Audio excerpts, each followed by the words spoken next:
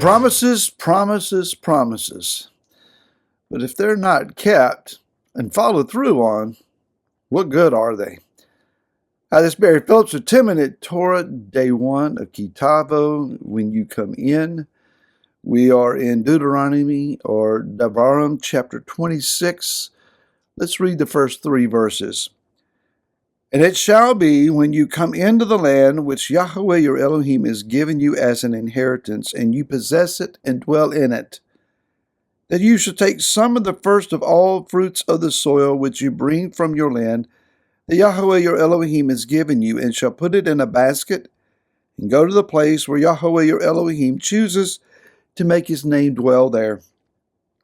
And you shall come in to the one who is priest in those days, and say to him, I shall declare to Yahweh your Elohim that I have come into the land which Yahweh swore to our fathers to give to us.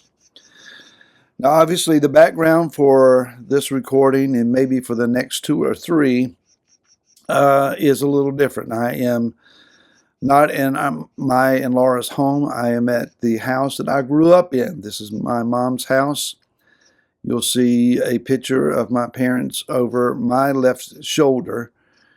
And it was necessary that I come and spend a week with my mom, giving my siblings a little bit of a break in her care. And unfortunately, family medical issues have arisen. My brother-in-law, Ricky, has been battling cancer for several years now, and it has progressed very, very badly and mutated, and it's just expected a very short term for him. So prayers are appreciated for my sister Pam and my brother-in-law Ricky Hopkins, their daughter Tina and family, and the extended family as well. So, that being said, let's go to Tavo and understand that there are several promises that are being realized here, or finalized, you might say. It says that when you come into the land, this has been the expectation of Yah all along. All the way back to Bereshit, or Genesis chapter number 15. Actually, even before. Ideally, you would say, most perfectly, you would say, from before the beginning of time, this was Yah's plan. But it was fully expressed to Avram at the time, when he was even called out of Ur of the Chaldees to come to the land of Israel. Yah knew that there would be this continual progression and unveiling of the various levels of this covenant that he would enter into with Avram, later to be Abraham. And in chapter 15, Yah speaks to him about his future descendants, that they will go into the land of Egypt, or Mitzrayim, a place of confinement and constriction, the word means. And there they would suffer for hundreds of years, and then they would be brought out, and he said they will return to this place. So Yah is now fulfilling the covenant promise that he made to the patriarchs, to Abraham, Yitzhak, and Yaakov, Abraham, Isaac, and Jacob. And it says, and it shall be, this is a done deal. It shall be, it's going to happen, when you come into the land which Yah has given to you as an inheritance, and you possess it and dwell in it. So it's not only that they're going to enter into the land, but they are going to take possession of it. This is a promise. This is a prophetic word to them. You're going to drive out your adversaries. You're going to win these battles. You're going to conquer these people. You are going to take possession of this land. And then you're going to dwell in it. That is, you're going to have your homes, your fields, your crops, your flocks, your herds, your continual progression of future generations. It's going to be your land. You're going to live in it. You're going to dwell in it. You're going to have your future here. He continues and says, And you shall take the first of all the fruits of the soil which you bring from your land that you possess and dwell in, the Yahweh your Elohim is giving you. In other words, he is again making a promise to them. I promise you, you're going to be fruitful. You're going to put seed in the ground, and the ground is going to give return in an exceptional manner. You're going to have first fruits. You're going to have bounty and prosperity. You're going to bring of the first fruits to me. In other words, my house, my dwelling, my presence is going to be established in one location. There's going to be a place wherein I choose to make my name dwell. He says where that Yah is giving you. And he says, my name will dwell there. Yah's going to have a house. I'm going to live in the midst of you. This is what I promised. And this is what I'm going to do. And you're going to bring it to the priests in those days, and you're going to declare that day that Yah has brought you to this land which he swore to the fathers to give. How many promises have been made? Whenever Yah makes a promise, it's done.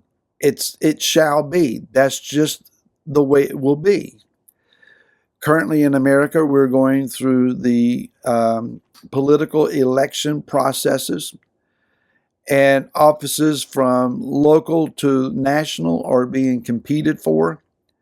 The contestants, the presented candidates, are standing behind podiums, addressing their crowds, and they're making one outlandish promise after the other. Now, we all know historically that when they stand, and I promise to you that I will do and I will not do, and this is how it will be, and this is the way it will not be. Once they take office and they're sitting behind the desk with their authority, it's very little of those promises that are actually brought to pass. And so the American public, they hear all of the grand speeches, and typically we roll our eyes and say, yeah, right. And it comes down to, who are you going to trust to make decisions on the fly based upon their character? Now we have another problem. As it is in other countries as well, I'm sure. Here we have characters with lack character. And so we just pray, Father, show me. Sometimes it's, Father, show me which is the least evil. And Yah says in his word, he said to the prophet Jeremiah, I am the one who raises up leaders, and I'm the one who takes them down.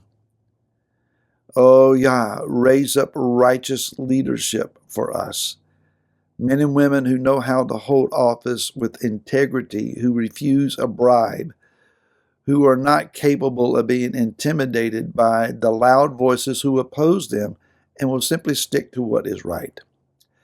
Concerning Yah's promises, what has he promised? Well, in the book of Romans, chapter number 4, this fascinating chapter talks about the challenges that Abraham faced when he and Sarah were promised a son. And it says in chapter 4, verse 19, it says, and having grown weak in belief, or not having grown weak in belief, he did not consider his own body already dead, being about 100 years old, in the deadness of Sarah's womb. In other words, she was postmenopausal. He did not hesitate about the promise of Elohim through unbelief, but was strengthened in belief, giving esteem to Elohim.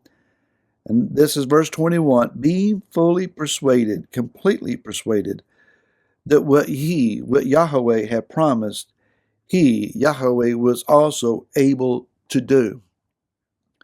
Whatever Yah has promised you, whatever is in his word that refers to you, it's good. It shall be.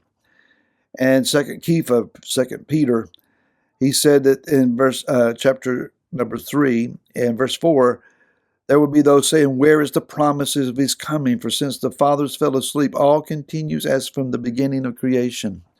In other words, nothing changes. You can make all the promises you want to, but nothing changes. But hold on. There are promises that Yah's made, and He's good for it. Believe in Him today, and I'll see you again tomorrow. Till then, shalom.